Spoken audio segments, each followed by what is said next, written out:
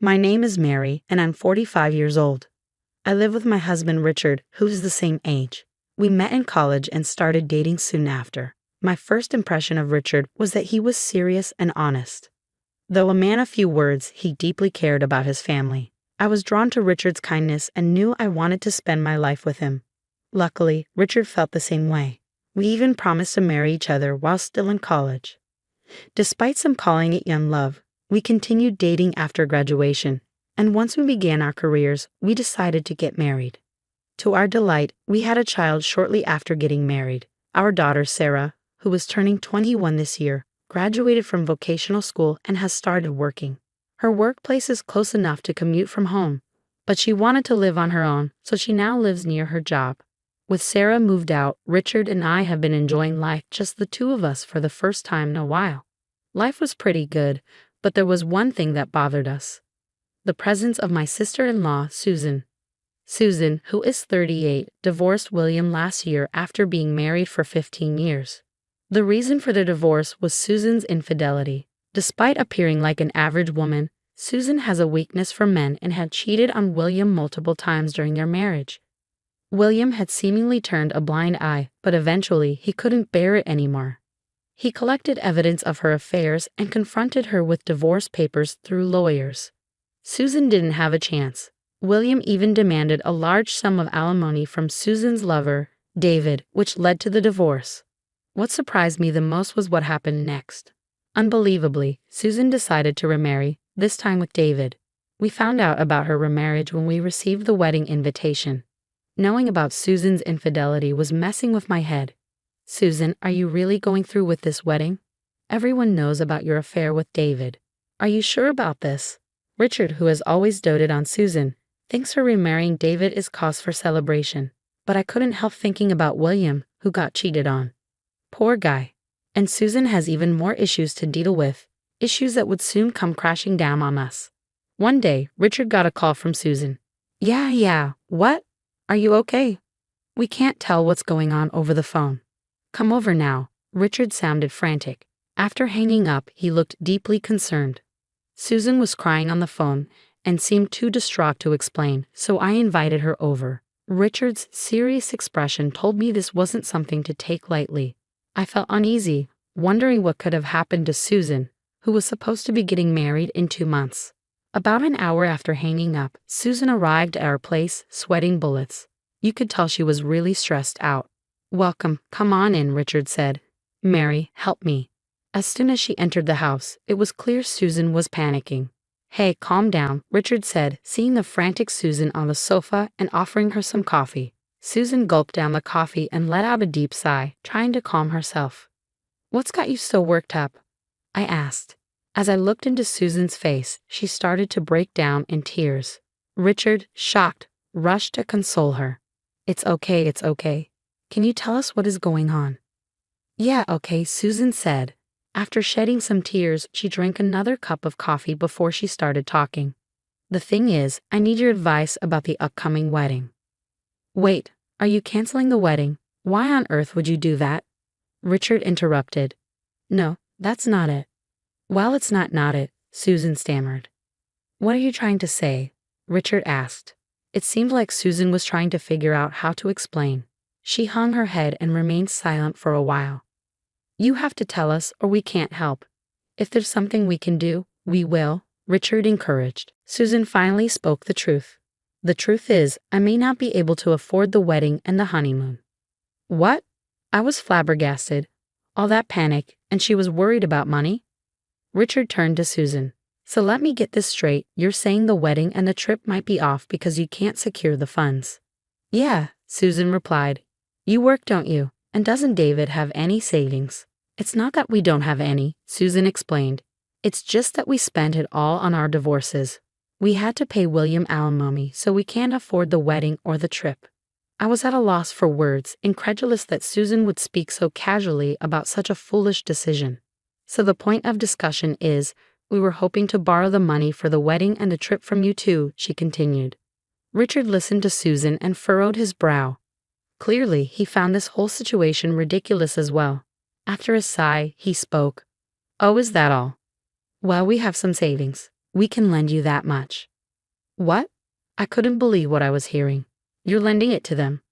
Of course it would be heartless to refuse Susan, right? He continued. You don't have to pay us back. He added, turning to me, Mary, you said you have been saving for our parents' care, right? We can lend them the money from that. Richard proposed to lend them money from my savings, not his. No, that money is for my parents. I can't just give it away.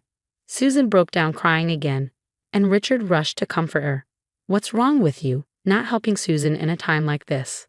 How much do you need, Susan? It's $30,000 total. $30,000? My parents are already over 75. Though they're still healthy, they will need care soon. Being an only child, I had been saving for this purpose. Even after having children, I never quit my job and have saved up money alongside educational funds. I had no desire to use this money for Susan. We'll be using Mary's $30,000 savings for Susan's wedding and honeymoon, Richard stated. I told you, that money is for my parents' care. I continued to adamantly refuse. Richard finally lost his temper. Not helping Susan is crazy. Those who have should give. Then why don't you give it? I retorted. I bought this house. I don't have savings. The house was bought with both our salaries and on a mortgage. That's no reason. What about Sarah's educational expenses? I pressed. We split that too. And by the way, we have split all living expenses so far. Did you forget? At a loss for words, Richard clenched his fists, his face beat red. I suddenly realized that Richard hadn't been saving any money at all. We had been keeping our finances separate since we got married, so I had no idea. Just give me the money, no questions asked. If you don't get it, then forget it. Richard spat out those words and stormed off to his room. I was left alone with Susan in the living room, not knowing what to do. Mary, do we really have to go without the money? Susan looked at me with teary eyes, but that wouldn't work on me. Sorry, you'll have to figure it out yourselves, I said, avoiding further conversation to keep things from getting more complicated. An awkward silence filled the room. Susan seemed to be waiting for me to give in, showing no signs of leaving. After some time, Richard finally emerged from his room holding a piece of paper. I printed out divorce papers. If you won't help Susan financially, then let's divorce. I've already signed them. It's up to you now, Mary. Richard was out of breath, clearly riled up. If we divorce, you will lose this house, Mary. You think a 45-year-old divorcee can easily find a place to live. Richard was looking down on me, confident I wouldn't go through with it. Seeing Richard's arrogance and Susan's irresponsibility, something inside me snapped. You want a divorce because I won't give Susan money? Don't be ridiculous. Enough of making a fool out of me. I snatched the divorce papers from Richard. I'll go through with the divorce. Why don't you pay Susan the $30,000 since you love her so much? My yelling left Richard frozen in surprise. Ignoring him, I quickly packed essentials and left the house. I had nowhere to go, but I took a chance and called Sarah. Hello. Hey, how are you? Luckily, Sarah picked up right away. Rare to get a call from you. What's up? Well, I had a big fight with Richard. If it's not too much trouble, can I stay at your place for the night? Of course, stay as long as you like. Oh, could you make some of your buffalo chicken wings? It's been a while. Sarah loves the buffalo chicken wings I make. Thanks, I'll make a ton of them. I headed to the supermarket to buy ingredients and then drove to Sarah's apartment. After a 30-minute drive, I'd arrived at Sarah's place. As I started cooking in the kitchen, Sarah awkwardly approached me from behind. What did Dad say to make you consider leaving home? Not wanting to worry Sarah, I replied vaguely. Well, just some stuff. Did? Oh, Mom noticed something. I froze at Sarah's words. What are you talking about? Never mind. Sarah quickly looked away, flustered. I had an instinct that I needed to know what Sarah was getting at. Actually, I've been thinking about divorcing Dad. He said some awful things. Do you know something about it too? The moment the word divorce left my mouth, Sarah's eyes widened. She started talking like a dam had burst. Finally, it's out. Dad is having an affair. I saw him going into a hotel with a younger woman. It made my skin crawl. And that's why I moved out. Sarah's revelation was beyond surprising. I couldn't believe what she was saying and was stunned. An affair? Huh. Wait, it wasn't about that. Sarah's face turned pale. She realized she had spoken impulsively. It wasn't about that. but it sounds like something I should know. Can you tell me more? I'm not going to get any more hurt at this point. Well, if Mom says it's okay, I'll talk. Sarah took a seat and started talking about Richard's infidelity. Just before I graduated, I saw Dad when I was out with friends at a pub. He was walking with a woman I didn't recognize, so I followed them. Sarah had goosebumps on her arms. Seeing your own father's infidelity is not something anyone would want to witness. Her revulsion was understandable. Do you have any proof? Yeah, I was so disgusted and angry. I took photos of Dad entering the hotel. When Sarah showed me the pictures, there was Richard, arm in arm with a much younger, beautiful woman. Wow, that's really unsettling. I'm sorry I didn't catch on sooner. Sarah shook her head. Actually, I was blackmailed for money by Susan. When I refused, Richard told me to divorce him. If I have this kind of evidence, I'll be the one filing for divorce. Sarah had been keeping this from me all along. She must have been going through a lot. I felt terrible now that I understood why Sarah had moved out. Could you send me those pictures? I have the divorce papers signed by Richard. I'll make sure to get alimony before the divorce is finalized. I'll go with you. I want to give Dad a piece of my mind one last time. Feeling empowered knowing Sarah was on my side, I finally grasped the full picture. It turns out Richard wasn't blaming Susan for her affair because he was cheating too. The moment I realized that, my disdain for him grew exponentially. That night, we drowned our sorrows in a heap of buffalo chicken wings and a good deal of venting about Richard. Far from being upset, Sarah seemed almost pleased at the idea of Richard no longer being in our lives. Then the weekend rolled around and Sarah and I went over to where Richard was staying. So you have finally come back, he sneered. We returned to find our home in shambles. Richard, never one for housework, hadn't bothered to clean or cook. Half-eaten instant noodles and snack wrappers were strewn all over the place. We're back, but what a mess. How can anyone live like this? Sarah said, visibly annoyed. How dare you talk to your parent like that? Richard snapped. Well, you won't be my parent much longer, will you? Sarah shot back, even more irritated. I have already told Sarah I have filled out the divorce papers. All that's left is to file them, I stated firmly. You really think you can actually divorce me? Richard challenged. I do, but first, there's something I need to confirm with you, I said. Richard, Sarah, and I sat down on the sofa. The table in front of us was dirty, which only made me feel more uncomfortable. Confirm what? Take a look at this. I showed Richard a picture Sarah had sent me. As he looked at the screen on my phone, his face went white. This is, he stammered. The picture showed Richard entering a hotel with another woman, leaving no room for excuses. That woman works for me. She wasn't feeling well, and we were just taking a break. You're not going to assume this is cheating, are you? Richard tried to wiggle his way out with a lame excuse. Assume. I took the photo right before you entered the hotel. She was laughing and didn't seem sick to me, Sarah said.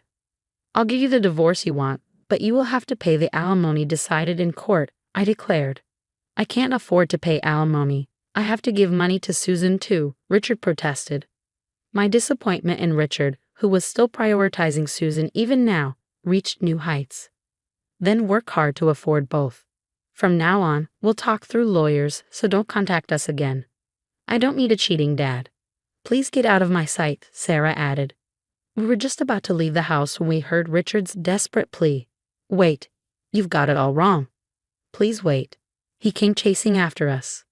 Think about it, Mary. If we get divorced, you're going to lose the house, right? You would just be causing yourself trouble.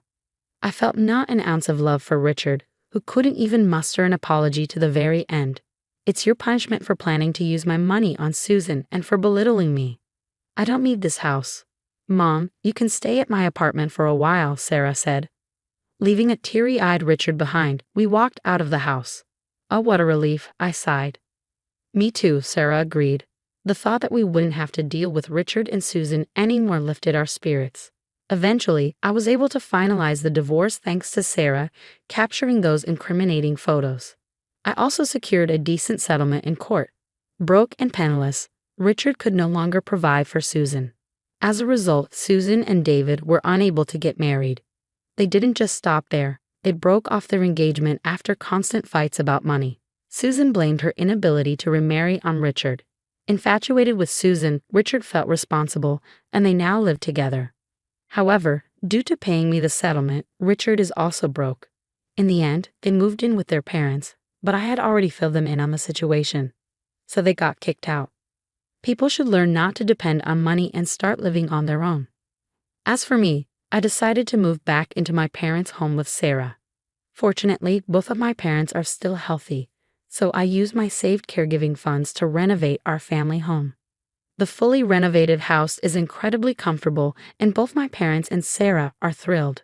I plan to keep working hard to maintain a simple yet fulfilling life.